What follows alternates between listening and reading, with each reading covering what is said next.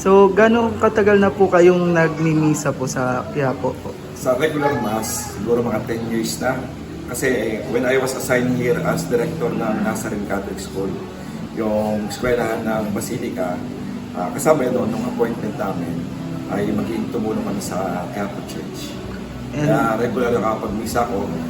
Until siguro before, after ng pandemic, maybe naging irregular.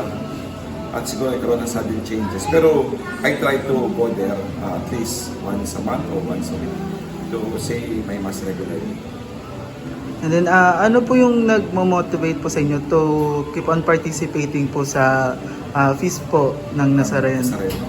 Siguro yung sa fiesta naman, yung seminarista ako, nagsaserve ako dati. Lalo na pagka si Cardinal Sin ang nagmimisa. Pero very seldom yun. Pero siguro, nung naging pare ako, naging regular nga yung fiesta mass.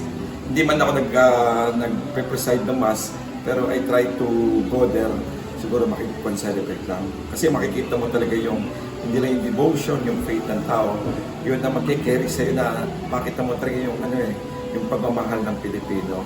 Kumbaga nakakahawa, saka masabi natin talaga, itong makita ang pananampalataya dito sa Pilipinas, buhay na buhay.